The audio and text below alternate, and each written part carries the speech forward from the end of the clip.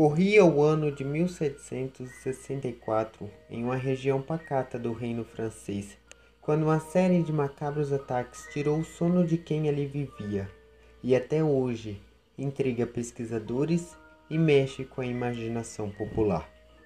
Segundo relatos, pessoas eram brutalmente mortas por uma criatura bestial, descrita por alguns como um lobo gigante e por outros como a forma encarnada do próprio diabo. Conheça agora o caso da besta de Gévaudan.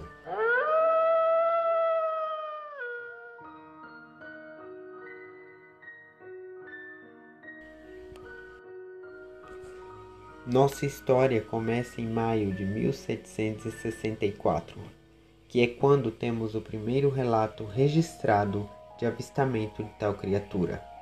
Segundo consta, uma jovem francesa que cuidava de seu rebanho de gado percebeu uma forma escura que a espreitava por detrás das moitas.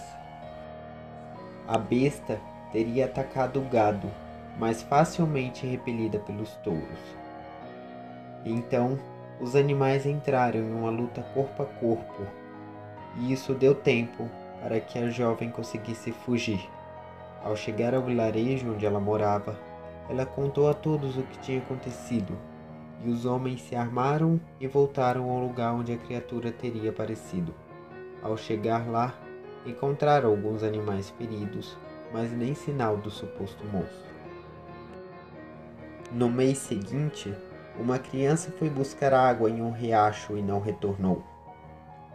Ao procurá-la, encontraram seu corpo não muito longe do destino, terrivelmente mutilado e seu coração devorado. As pessoas logo associaram a morte ao ataque ao gado no mês anterior. Para alguns mais céticos, se tratava da obra de um assassino sádico. Para outras, se tratava da atuação de um ser de outro mundo. Nos meses que se seguiram, mais ataques aconteceriam. As vítimas eram em essência mulheres e crianças, ou homens solitários que se embreavam pela floresta. Eles tinham os corpos horrivelmente mutilados e as gargantas arrancadas de forma grotesca. O que mais chamava a atenção era a forma como a fera atacava. Seu alvo preferido parecia ser a cabeça, que era despedaçada ou totalmente removida do corpo. As vítimas não eram totalmente devoradas, e partes do corpo pareciam intocadas, como se fossem simplesmente ignoradas, o que não é muito comum para um predador. Parecia que, seja lá o que estivesse atacando aquelas pessoas, o fazia simplesmente por pura sede de sangue. Os ataques continuaram e os relatos de aparecimento da fera se multiplicaram. Segundo quem os via, se tratava de um lobo de proporções descomunais, com orelhas pequenas e retas, garras afiadas e uma boca desproporcionalmente grande munida de dentes afiados. Alguns diziam que sua pelagem era negra como a noite, enquanto outros diziam ser cinza. A grande quantidade de ataques sugeria, para alguns, que se tratava mais de uma fera, e havia ainda aqueles que juravam ter visto uma alcateia de lobos sendo conduzidas por um homem misterioso vestido de preto dos pés à cabeça. Segundo os boatos que corriam na época, este misterioso homem seria um nobre cruel que mandava suas criaturas de estimação atacar os desavisados camponeses, ou ainda que se tratava do diabo em pessoa. Conforme o tempo passava, mais pessoas eram mortas ou simplesmente desapareciam sem deixar qualquer rastro. A forma como a criatura conseguia escapar de emboscadas e ignorar armadilhas impressionava os muitos caçadores que passaram a vasculhar as florestas e montanhas da região. Estava mais que claro que a fera era dotada de uma inteligência incomum, e a ideia de que a província estava lidando com um lobisomem ou outra criatura sobrenatural logo ganhou força. O fato de tantas mulheres e crianças estarem entre as vítimas do monstro reforçavam essa teoria. O caso ganhou novos ares em outubro de 1764, quando dois caçadores encontraram com a criatura na floresta e atiraram. Eles juraram tê-la acertado em cheio, mas mesmo assim ela conseguiu fugir. Os homens pediram ajuda a um grupo de caçadores bem armados e adentrou a mata para pôr fim àquela matança. Facilmente encontraram os rastros de sangue no exato local do avistamento e os seguiram para cada vez mais fundo nas florestas francesas. Foi então que encontraram, em uma clareira, inúmeros corpos de pessoas que até então estavam desaparecidas. Quando os homens estavam prestes a retornar pelo mesmo caminho que tinham ido, foram surpreendidos por um lobo enorme que os atacou. Eles abriram fogo contra o animal e afirmaram ter acertado várias vezes, mas mesmo assim a besta conseguiu fugir, depois de ferir fatalmente 4 dos caçadores. O pânico se espalhou pela França. Em todas as partes do reino, corria a história de que o diabo estaria tomando a forma de um lobo do tamanho de um touro para assassinar mulheres e crianças. Com medo de que isso comprometesse as colheitas, o então rei Luís XV ordenou que fosse montado um exército de caçadores bem armados para abater o animal. Durante meses, centenas de lobos foram mortos na região de Gévaudan, mas nenhum se parecia com a suposta fera. Armadilhas foram montadas e escondidas. Soldados ficaram de vigia, e até mesmo homens se vestiram de mulher para tentar atrair a besta, mas nada deu resultado. Foi somente em novembro daquele mesmo ano que a criatura foi finalmente avistada. Os homens a perseguiram até a floresta e a alvejaram várias vezes, mas mesmo assim o monstro conseguiu fugir.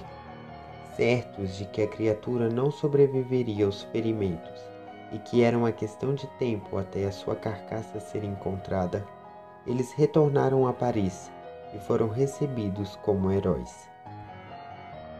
Semanas se passaram sem nenhum ataque, até que uma mulher desapareceu em dezembro, perto do Natal. Seu corpo foi encontrado retalhado.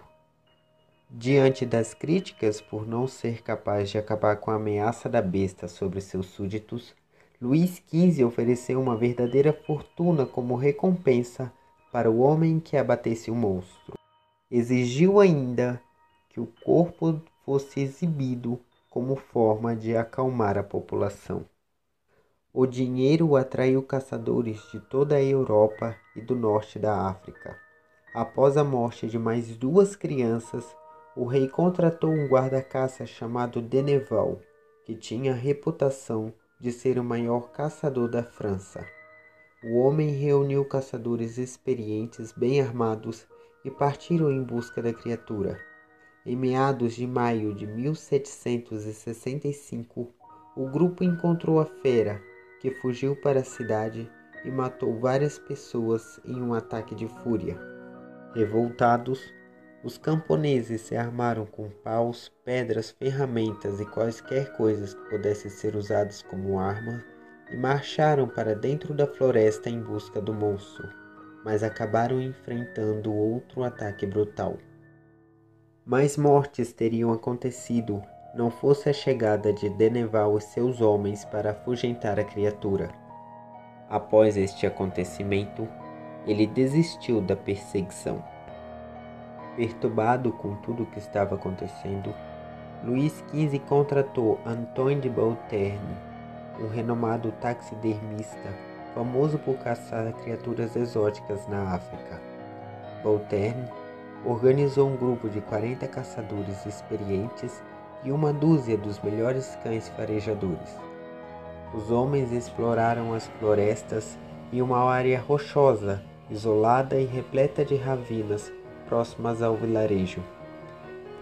Eles desconfiavam que era ali o covil da besta. Logo que eles chegaram, foram atacados por um lobo enorme. Os homens atiraram tiros certeiros e enfrentaram o monstro corpo a corpo com machadinhas. O animal ganhou e tombou imóvel. Os restos do animal foram examinados e chegou-se à conclusão de que se tratava, na verdade, de um magnífico lobo, pesando mais de 90 quilos e com mais de 1,80 m de comprimento.